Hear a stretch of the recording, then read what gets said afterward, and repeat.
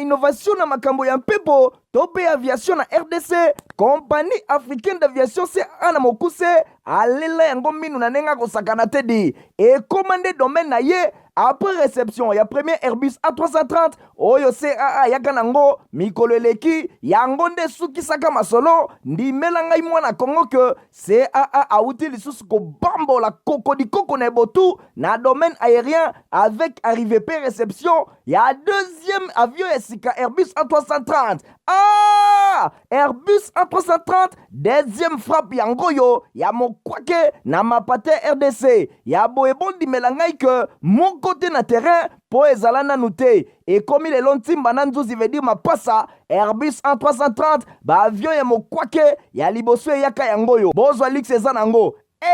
net soki o matio kitana ote po confort nango ezana ba anglais nyonso kobana na bakiti na couloir na first class na classe économique et bongo bozwa mibale yango yo nyonso ezana excellence pe noblesse moko hors pair boye bape bosimba que Airbus A330 ezaba marque ba avion oyo bomodaka na international ba compagnie aérienne de renom pe crédible nde basalelaka yango bokokuta yango na bamboka lokola allemande veut dire na machaft pe ba pays européen ebele kutu batu ya bafaire pe mingi ya minene na monde mingi basalelaka yango po na kitoko pe bopeto na luxe na yango surtout mécanisme ya sécurité eza nango chaque siège ndenge kaka boza komona eza na mwa mini télé oyo kotalela bafilme ennui, fatigue, okotika la koyoka yango te USB na pointe pour na chargement ba téléphone tope ba utilité mosusu Airbus A330 ya mibale ya CAA et combien eza na deux classes first class pour na bino ba grand monsieur na ba grande dame pe ba personnalité misusu ebele avec 36 sièges classe économique pe ezali pona bino bosalaka bafaire pe bato nyonso ba amoureux ba voyage avec 267 sièges mokoka sala voyage dans ba meilleures conditions ndenge nanu ezala te avec Airbus A330 ya mibale ya CAA avion ya sika oyo uti kokoma ekwei deja na mabele timba na nzuzi lelo mibale moko te na Congo bana Congo pe bapaya basepeli. Ah oui, CAA mfumu na ba innovation deuxième avion Airbus A330 yango ekomi. Bote na bino tebe te bozaming obozilaka info lingala journal ya peuple pona pepe na ngoto fona basango na biso pona koyesa bino que chef de l'état Félix Antoine Tshisekedi Tshilombo na séjour na ye na Chine azalaki na séance de travail na bureau ya assemblée populaire ya Chine ndenge kitima pandémie atalisi yango. Na séjour na ye na Chine, chef de l'État Félix Antoine Tshisekedi Tshilombo azalaki na séance de travail vendredi elongo na bureau ya Assemblée populaire ya Chine. Ezali bongo parlement chinois oyo Monsieur Zhao Leji azali bongo ko-présider. Na maloba na ye chef de l'État Félix Antoine Tshisekedi Tshilombo atalisaki importance ya renforcement ya partenariat historique entre République démocratique du Congo et elongo na Chine. A rappelé qui rôle important au Chine et Sengeli Aye banako jouer en tant que membre permanent ya Conseil ya sécurité ya Nations Unies pour na komema kimia na Est ya République démocratique du Congo. Mon côté à Bossani que République démocratique du Congo azali agressé et pas ya voisin na ye Rwanda nanzela ba terroriste ba M23 natina wana Chine lokola azali pe na kati ya Conseil ya sécurité ba koki komema lobbying pour na ko plaider cause ya République démocratique du Congo afin que baye banako intervenir pour na koloba na Rwanda alongola ba rebelle oyoye akamba na M23 pour na ko terroriser Est ya République démocratique du Congo. Natina wana discours ya chef de l'État liboso ba membre ya bureau ya Assemblée populaire ya Chine et yokana ki vraiment pour ete mongongo ya RDC ezali komema malikolo pour na kosenga na communauté internationale baye bana ko condamner Rwanda non seulement ko condamner Rwanda kasi kosenga ye alongola ba rebelle oyoye akrea bosimba ke chef de l'État Félix Antoine Tshisekedi Tshilombo atalisaki peke relation entre République démocratique du Congo et longo na Chine ezali ya lelote ezali ya bambula ebele depuis époque ya fait président Mobutu Chine azalaki toujours penepene ya RDC na kotonga ka infrastructure ya makasi na République démocratique du Congo. Même l'époque, il y a président Joseph Kabila Kabange, coopération Chine-RDC et continue qui, Bosimba Kena après-midi, toujours il y a vendredi, des chefs de l'État Félix Antoine Tshisekedi Tshilombo akobeta masolo elongo na premier ministre ya Chine pe homologue na ye Xi Jinping nyonso kaka na cadre ya ba coopération entre République démocratique du Congo na Chine esengeli ezala renforcée. Toujours en rapport na séjour, il y a chef de l'État na Chine abeta ki pe masolo na communauté congolaise oyo bafanda kana Chine blonde ba d'État elongo na tali kaila kapena. Journée bien chargée pour la présidente de la République Félix Antoine Tshisekedi Tshilombo na Chine. Na agenda ezalaki bongo na rencontre patriotique na communauté congolaise résident na Chine Pelisusu a visitaki ba cité historique multiséculaire ya Chine. Visite bandaki na site historique ndenge tradition diplomatique ezalaka. Chef de l'État Félix Antoine Tshisekedi Tshilombo elongo la première dame bakendaki ko déposer gerbe de fleurs na mausolée dédié na Mao, fondateur de la République populaire ya Chine. Après, président de la République Félix Antoine Tshisekedi Tshilombo na délégation na ye, bakende ki bongo na musée ya parti communiste, édifice oyo eza ko retracer date glorieuse ya parti communiste chinois. Pelisusu premier citoyen congolais, akende ki bongo na cité interdite ya Benjuing. Wapie pai bakende ki kota la mausolée oyo ndenge esalema. Pona kosuki sa rencontre na ye, président de la République Félix Antoine Tshisekedi Tshilombo asala qui rencontre patriotique na ba congolais au bavanda kakuna na Chine. Mobilisé locaux la motomoko, entrepreneurs expatriés, étudiants, boursiers, familles résidant na Chine, bango nyonso, bayaki kokuta na président de la République Félix Antoine Tshisekedi Tshilombo, wapepa iba beta ki masolo secrétaire ya République démocratique du Congo, Pelisusu masolo ya ndenge na ndenge o eko permettre na bango bavanda esika o na Chine malamu. Na masolo ya primature bosene ko simbete premier ministre Jean-Michel Samalokonde Kenge akoma kibongo na butu ya le 25 mai na ville ya Goma na province ya Nord Kivu pona commémorer confort ya gouvernement na ba sinistre ya Kale ndenge na dina sona pekiti mapindemi batalisian.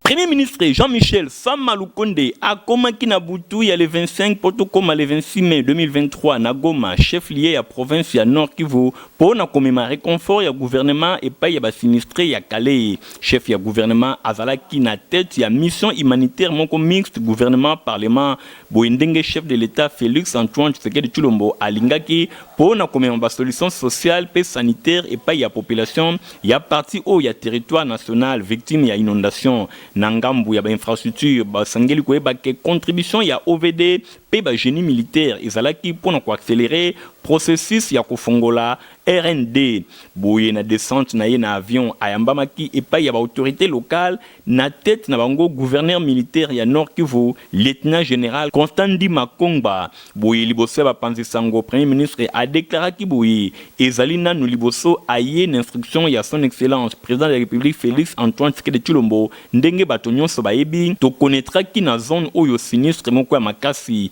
et au-delà ya situation ya insécurité oyo bango bazali ko vivre na ba province ya Nord Kivu Ituri pe lisusu province ya Sud Kivu boye situation ya sinistre oyo bango ba connaîtra ki na Kaleye yango et sollicitaki epai ya gouvernement baye bana ko intervenir première mission humanitaire et évaluation pe lelo bango ba se rendre compte que ba connaîtra ki 500 morts pe plus de 500 000 déplacés ezalaki important pour que après ko déclarer zone oyo zone sinistre bango moko baye bana koya pona komema solution na domaine social liboso ensuite et kozana domaine sanitaire pe na domaine social lisusu boye na ngambu na ye biloko nyonso ba vivre pe ba non vivre ndenge bango ba memaka na appui sanitaire nyonso ezali lokola pe ba kisi boye bango balingaki komema ba solution na ngonga moko ya malamu nde bango baeki na sollicitation na point de vue ya ba infrastructure et sengeli koyeba ke baye pe na appui ya OVD pour s'assurer que réouverture ya RND et kosalema boye chef ya gouvernement alobaki azali accompagner na délégation moko ya makasi ba membre ya gouvernement oyo bango pe ba ko aborder ba aspect nyonso na ba demande oyo ekozala aborder bango ba komona implication ya ministère ya défense mingi penza elongo na armée na point de vue ya génie militaire pe du point de vue médical bango ba koyeba appui nyonso ndenge nini ekozala bien sûr bango na zone ya est particulièrement na Nord Kivu elongo na situation sécuritaire oyo bazali kovivre ekozala occasion mpona baautorité nyonso bayeba na koyeba na misu lokola gouverneur militaire azali wana na Nord Kivu probablement ya Ituri ye mpe akosala point ya situation sécuritaire mpe kopesa quelques points ya makambo ndenge nini ezali kotambola bosimba ke nyonso elekaki bongo ya ndenge ya malamu deuxième vice-président ya Assemblée nationale ye mpe aza deja na kale mpona kosala ndenge nini mission oyo ekoyeba na kosalema ezali mission moko mixte oyo bango bakotravaye na niveau ya gouvernement mpe na niveau ya appui ya parlement mingi mpe na tête na bango deuxième vice-président mpe lisusu basénateur bango mpe bazali wana sur place mpona koaborder différents aspects esengeli bosimba ke village Nyamukubi pe Bushushu boye na territoire ya Kaleye ezalaki victime le 4 mai eleki ya ba inondation moko ya makasi oyo eravajaki bango pe ekozaki 500 morts mobimba en plus 5000 déplacés bongo premier ministre akomi wana na ngonga malamu mpona komema réconfort epai ya population. Bosala ko simba ete banzela nyonso na collège jeudi 25 mai na centre ville ezalaki bongo barricade na ba élément ya police pona ko empêcher sit-in oyo esenaki bongo koselema liboso ya seni blanda ba détail elongo na Nadine Asson. Ndenge kaka ezalaki prévu ba manifestant ya opposition ba utaki bisika na bisika pona mokolo ya jeudi 25 mai 2023 pour nakoya ko se présenter na boulevard destination liboso ya bureau ya commission électorale nationale indépendante na boulevard du 30 juin na commune ya Gombe ndenge appel ezalaki lancé et pa ya 4 leaders ya opposition Délice Sanga, Moïse Katumbi, Martin Fayulu pe Augustin Matata Pogno botela binomoko na tongo déjà ba grandes avenues oyo ezali nzinga ya boulevard du 30 juin na commune ya Gombe ezalaki barricade et pa ya ba élément ya police nationale congolaise kokota te kobimate esengeli olakisa carte de service soki ozana mosala ya kosala soki te nzela ezalaki te à partir ya 11h 12h déjà moi koinda et komaki na boulevard du 30 juin population ba yaki ebele ba tumbi ba pne na boulevard du 30 juin liboso ba policier objectif na bango ezalaki ba leka ba barrière pona kokoma na bureau ya commission électorale nationale indépendante kasi ba policier pe balingaki te ba telemelaki bango balobi nzela ezalité na micro ya info lingala moi muke kati na bango balobaki tolingi teke batu babendana yango moni de kosone alarme yango tozu communauté internationale à témoin toye opona tofanda tosolola parce que processus oyo eza processus ya mabe c'est-à-dire même destination ya mesenanga et isalami na cavalière. Nous ne pouvons pas accepter cela. Bosimba ke opposition alobi chaque jeudi et kozala obele boyi bango bako se présenter liboso ya bureau ya Seni pona kosala sit-in bango bazali kosenga Seni ezala consensuel bazali kosenga bureau ya Seni baye bana ko revoir yango pona processus électoral ezala crédible et ezala transparent afin que ba élection et les Canadiens à malamu le 20 décembre 2023. Na masolo mususu bosele ko simba ete na occasion ya célébration ya Noël Kimbangiste église de la divinité de Papa Simon Kimbangu bango pe ba célébrer ki yango kitoko na présence ya ba représentant ya honorable Nerombungu oyo apesa bango sal na ye pona ba prière na bango na commune Kisenso ndenge ma pandémie atalisian. Na cadre ya célébration ya Noël le 25 mai oyo ba Kimbangiste nyonso ba fetaka fête oyo ya Noël bosimba ke église la divinité de Papa Simon Kimbangu bango pe ba célébraki na ndenge na bango na quartier Bikanga na commune ya Kisenso et pa wapi salle de fête lieu d'amour ya honorable Nerombungu et pesama pona ba culte e bana kosalemaka na cadre ya église de la divinité de Papa Simon Kimbangu nyonso selon honorable Nerombungu fumabanga moyo ezali po nouvelle ya Papa Simon Kimbangu ezala propager batu bayoka yango tango nyonso na tina wana culte elekaki kitoko bosimba ke na bokambemi ya représentant légal ya église la divinité de Papa Simon Kimbangu boye pasteur Simba Diasilwa yende ateyaki na culte oyo alobelaki mingi misala ya papa Simon Kimbangu asala pe atalisaki importance to tina nini bango église la divinité de papa Simon Kimbangu bango pe ba célébraka Noël na bango le 25 mai na tina wana atalisi ke bana ya papa Simon Kimbangu moko azali considéré lokola mwana moko azali considéré lokola molimo santu pe moko lokola tata na tina wana date ya le 25 mai et sengeli ezala vraiment reconnu lokola date oyo ba fetaka Noël na ngambu na bango bosimba ke message oyo ezalaki capté 565 honorable Nerombungu Fumabanga Moyo empêché azalaki représenté et pas il y a député provincial Daniel Kwenji Kapata pe député national Mama Petroni Mbumba bango pe bazalaki présenté et pas il y a pasteur Nsimba Diasilwa a telemisaki bango po na kotalisake honorable Nerombungu atika kabango te tango nyonso azalaka pine na bango lokola mosali na Nzambe lui pe azali bongo évangéliste itinérant na ngambu na bango Daniel Kwenji Kapata pe Mama Petroni Mbumba bazwaki maloba po na kotalisa reconnaissance na bango et pas ya église la divinité de papa Simon Kimbangu pe balobaki tango nyonso problème ekoki kozala na église oyo esengeli bapesa bango information po bayeba ndenge nini ko participer culte elekaki vraiment kitoko défilé ya kafu esalemaki ambiance ezalaki total na rythme ya fanfare pe ya banyonso ndenge kaka bino moko bozali komona bosimba ke ba fidèle ya église la divinité de papa Simon Kimbangu baremetaki ba cadeau ya ndenge na ndenge et pas ya père spirituel na bango papa Nsimba Diasilwa oyo asepelaki makasi na ndenge ya kosakana te na suka ya culte honorable député provincial Daniel Kwenji Kapata pe député national Petroni Mbumba bapesaki makanisi na bango na micro ya Info Lingala alobi na Congo ya excellence Nerombungu occupation azala yango de alobi biso toya représenter ye awa yango toye na délégation monene ezali na biso awa mama alobi ke tango iso boza na posa ya Fumwa Banga Moyo excellence de Mbungu boposanaka mpe biso te topesi merci na Fumwa Banga Moyo ye azali lider na biso tolandaka ye na nsima na bayimanso oyo ye asalaka ya solo esika ozali ndenge ya solo esengeli ozala awa olobi na empêchement oyo oza nango lokula tozali balandi na yo osili kopesa délégation po te toya kosangana na bamama na batata po te toya kokumisa journée oyo bangiste oyo afetaka Noël. Compagnie africaine d'aviation CA na mokusi atili ba client na Airbus A320 po na ba voyage na bango na ba condition ya kitoko.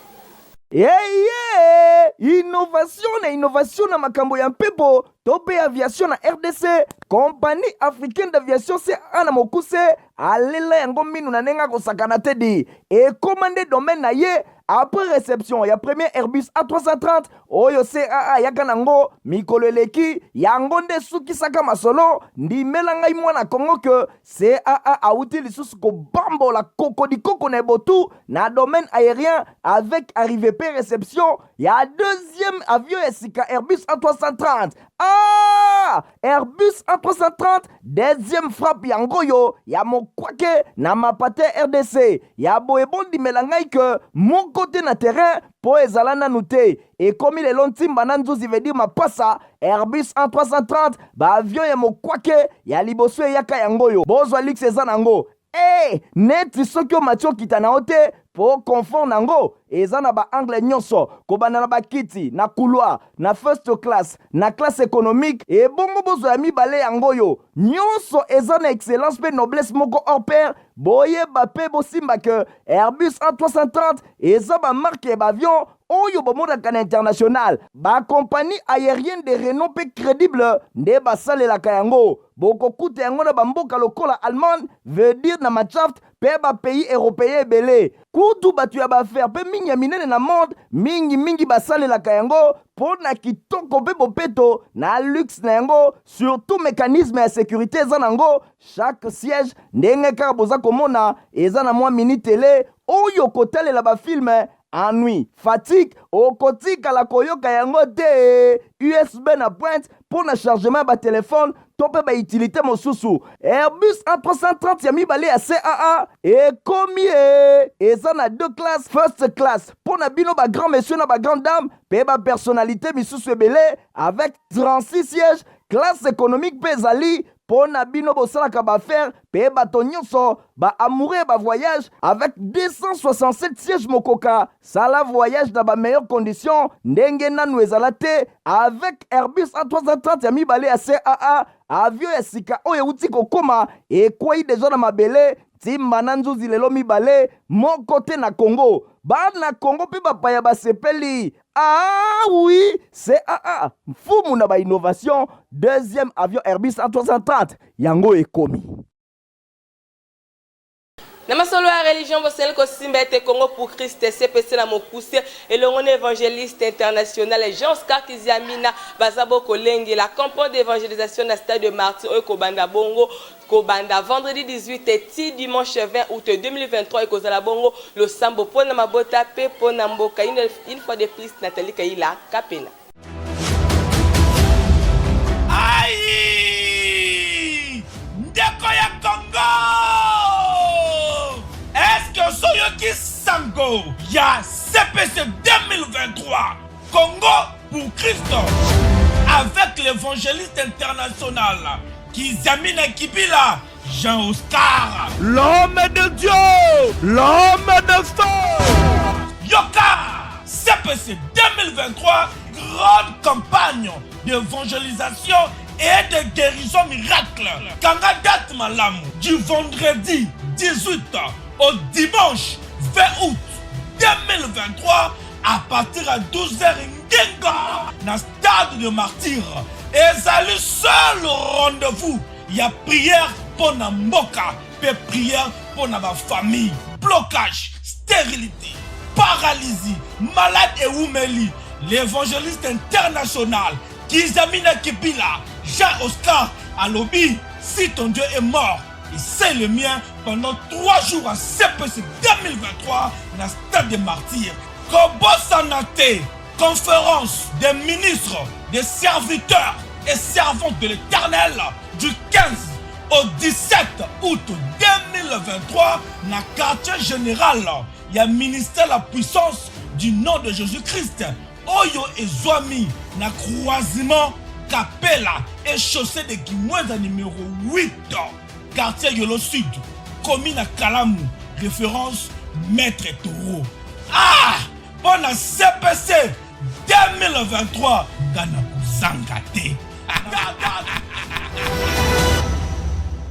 Na masolo éducation bosé ko simba ete centre de formation itema te fourni déjà ba porte pour na ba inscription pour na bomba détail na Mgongo Stéphane Skand.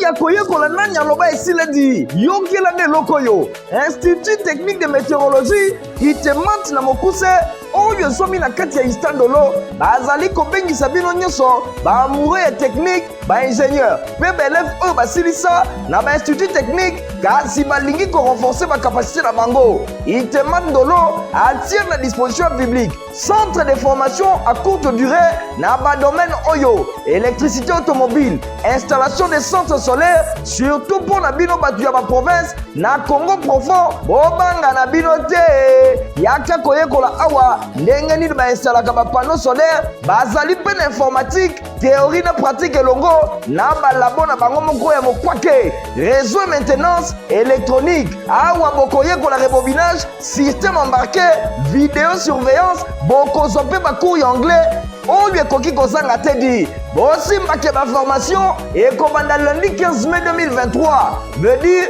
banda lundi ti vendredi de 17h à 20h pe mokolo samedi de 10h à 20h boleka deja na babiro ya itema ndolo oyo ezomi na kati ya istandolo to mpe bobengi bango na banimero oyo eza affiché na batelevizor na bino. Papa mama mpe elenge yaka koyekola awa na ta moke yo mpe okoma chef ya atelier na yo moko di bosimbake awa okoyekola électricité automobile, installation ya centre solaire, informatique na oyo etali réseau mpe maintenance électronique oyeba pe rebobinage système embarqué vidéosurveillance pe anglais. Rendez-vous yaka na itemandolo kuna nde esika formation ya mokwake eza kopesama formation ya qualité mpo na yo papa mama pe elenge.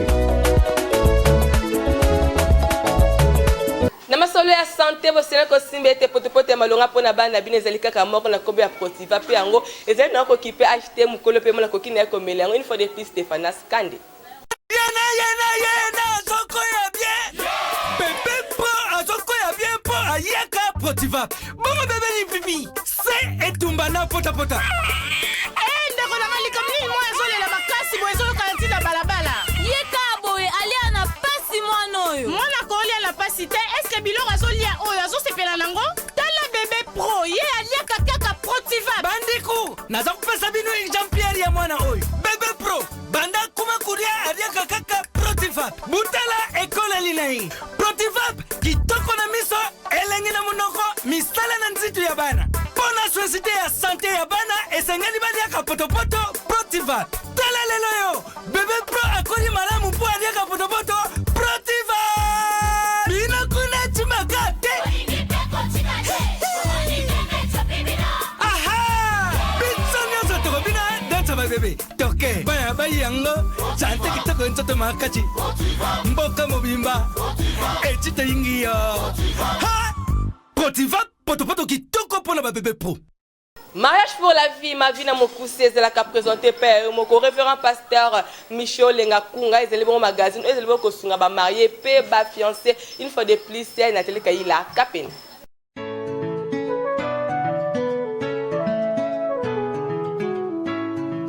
Ngonga ekoki ngonga ya ba marié to ya babalani ngonga na bino boza ko aspirer na libala ezala bino ba oyo boza na kati ya libala kasi ekomeli bino bololo. Mariage pour la vie, ma vie na mokuse magazine télévisé pour na ba marié yango yoye avec l'homme de Dieu bobenga le coach pasteur Micho Olenga Kunga azako palola bakati vedi bakati mini nyonso na oyo etali libala. Magazine spécialisé dans masolo etali libala pe famille ezako traiter ba conflits conjugaux ba problème émotion makambo etali intimité etali mbetu oh papa kokaka na ete oh mama zalaka propreté oh couple komi pene ya kokabwana pona kozanga koyokana. Mariage pour la vie avec le coach pasteur Micho Olenga Kunga des solutions. Base belé baza à la base ya ba malheur pe ba souffrance a mibali na bango soki Eve avanaki pembe ya mobali na ye diable angoza accepter ya ko esa bango. Rendez-vous pesika semoko pona kosukisa ba problème conjugaux eza se awa pasteur Micho Olenga Kunga le coach aye kolakisa bino libala eza kitoko libala elengi libala les lieux où il fait beau vivre esika malamu bolula libala ozana ba problème intime bulu yeke koti na couple bokomi pene ya kokabwana oyebi to sololana nani pasteur Micho Olenga Kunga atieli bino coaching en place ko hésiter komona ye te okozwa ba orientation ba conseil ya mokwake mikolo nyonso atikeli bino espace oyo bokoki komona ye face à face bobeta masolo ya kati libala elengi chwa kisi ya libala totosi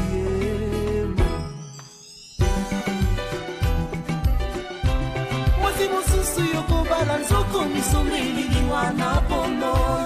akobebisa. Journal ya bino olingaka mingi ya folingala journal ya peuple pona peuple ko bona suka kastoka wala bongote surtout photo pesa merci mingi na gartinga za kibona sima kama boseko ko simba ete concours rédactionnel sima kibona Rite Kindu Nomi Wonda Willinge la pe Marlène Koutele ma pe journal qui supervisé na yemoko hérité ma pinde musu connaisseur Stéphanas Kane mandeko to kutena mikole zali ko ya au revoir. Innovation na makambo ya mpepo tope aviation na RDC compagnie africaine d'aviation c'est ana mokuse alela yango minu na nenga kosakana tedi et commandé domaine na ye après réception ya premier Airbus A330 oyo CAA yaka nango mikolo eleki yango nde sukisaka masolo ndimela ngai mwana Kongo que CAA auti lisusu ko bambola kokodi koko na botu na domaine aérien avec arrivée pe réception ya deuxième avion esika Airbus A330 Airbus A330 deuxième frappe yango yo ya mokwake na mapate RDC ya boyebondi melangai que mon côté na terrain po ezala nanu te ekomi lelo ntimba na nzuzi veut dire mapasa Airbus A330 baavion ya mokwake ya liboso eyaka yango yo bozwa lux eza nango neti soki omati okita na yo te po confort nango eza na baangle nyonso kobanda na bakiti na couloir na first class na classe économique ebongo bozwa ya mibale yango yo nyonso eza na excellence mpe noblesse moko hors pair boyeba mpe bosimba ke Airbus A330 eza bamarke ya baavion oyo bomonaka na international bakompagnie aérienne de renom mpe crédible nde basalelaka yango bokokuta yango na bamboka lokola Allemagne veut dire na Machaft mpe bapays européen ebele kutu bato ya baaffaire mpe mingi ya minene na monde mingi basalelaka yango mpo na kitoko mpe bopeto na luxe na yango surtout mécanisme ya sécurité eza nango chaque siège ndenge kaka boza komona eza na mwa mini tele oyo kotalela bafilme ennui fatigue okotikala koyoka yango te USB na pointe pour na chargement ya batelefone to mpe bautilité mosusu Airbus A330 ya mibale ya CAA ekomi eza na 2 classes first class mpo na bino bagrand monsieur na bagrand dame mpe bapersonnalité misusu ebele avec 36 sièges classe économique mpe ezali mpo na bino bosalaka baaffaire mpe bato nyonso baamoureux ya bavoyage avec 267 sièges mokoka sala voyage na bameilleure condition ndenge nanu ezala te avec Airbus A330 ya mibale ya CAA avion ya sika oyo euti kokoma ekwei deja na mabele ntimba na nzuzi lelo mibale moko te na Congo bana Congo mpe bapaya basepeli oui CAA mfumu na bainnovation deuxième avion Airbus A330 yango ekomi